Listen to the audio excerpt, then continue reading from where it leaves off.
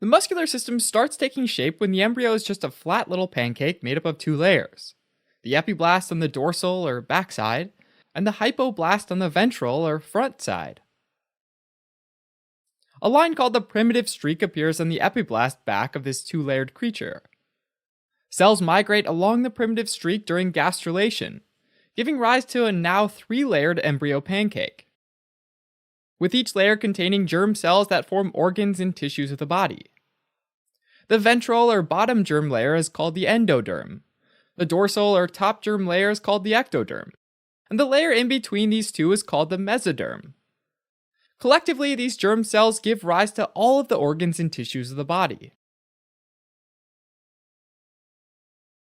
During week 3, the embryo transitions from a flat organism to a more tubular creature by folding along its longitudinal and lateral axes. At the same time, a solid rod of mesoderm called the notochord forms on the midline of the embryo. Above the notochord, the ectoderm invaginates to form the neural tube, an early precursor for the central nervous system. This is the embryo's first symmetry axis, and the mesoderm on either side of the neural tube differentiates into 3 distinct portions. Immediately flanking the neural tube, there's the paraxial mesoderm. Next, there's the intermediate mesoderm. And finally, there's the lateral plate mesoderm. Between the cells of the lateral plate mesoderm, small gaps appear and coalesce to form the intraembryonic coelom, which is a cavity inside the embryo's body. This cavity separates the lateral plate mesoderm into 2 layers: a parietal layer in contact with the ectoderm, and a visceral layer in contact with the endoderm. The paraxial and lateral plate mesoderm gives rise to the skeletal muscles in our body. But before the mesoderm cells develop into skeletal muscle, they first organize into cell blocks called somites. Somites arise in pairs from a combination of paraxial mesoderm cells and mesenchyme, which is a soupy fetal tissue containing pluripotent cells. Around day 20 of development, somites start to form in the occipital region of the embryo, at the base of the head. Somites continue to form in the craniocaudal direction, going from the head to tail end of the embryo, with about 3 pairs forming each day. So the number of somite pairs can be used to determine the age of the embryo, kind of like counting the rings on a tree trunk. Up to about 40 pairs of somites form by the end of week 5. Some of these degenerate, while the rest go on to form bone and muscle structures.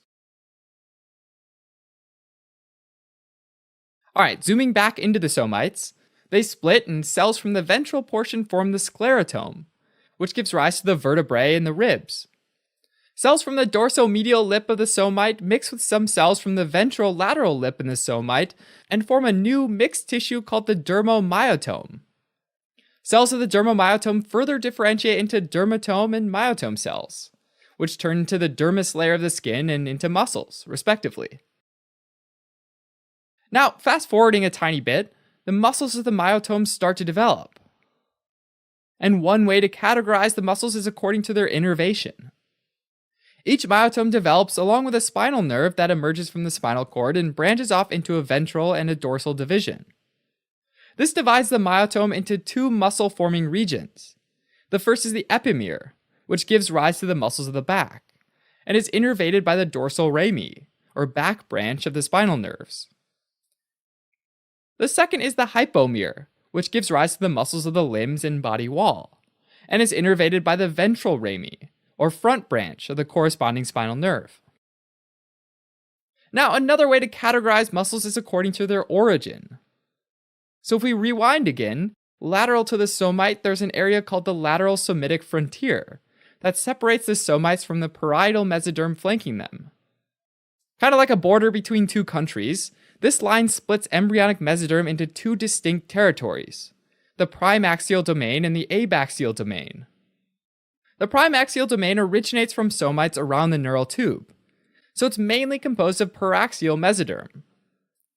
Primaxial mesoderm cells receive signals from the neural tube and the notochord, and differentiate into back, shoulder, and intercostal muscles. The abaxial domain originates from the parietal mesoderm, as well as migrating somite cells that cross over the lateral somitic frontier. Abaxial mesoderm cells receive signals from the parietal mesoderm and differentiate into abdominal wall muscles, limb muscles, and one muscle in the neck, the infrahyoid muscle.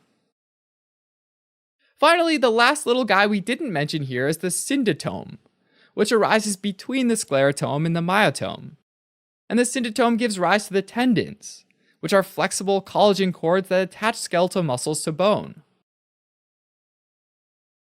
Now, early muscle cells are called myoblasts, and they merge into long spindles of muscle tissue called myofibrils. These myofibrils bundle together and fuse to form cylindrical skeletal muscle fibers. As an analogy, if you were to hold a bunch of straws, the individual straws would be the myofibrils, and the whole bunch would represent one muscle fiber. Now, cardiac muscle is closely related to skeletal muscle in structure, but differs a bit in that it can contract and relax continuously and automatically. Cardiac muscle forms when visceral mesoderm cells wrap around the primitive heart and differentiate into cardiac myoblasts, which form cardiac muscle. Finally, there's smooth muscle. Smooth muscle lining the gut tube develops from visceral mesoderm cells, whereas smooth muscle cells that line the arteries derive from visceral mesoderm cells as well as neural crest cells.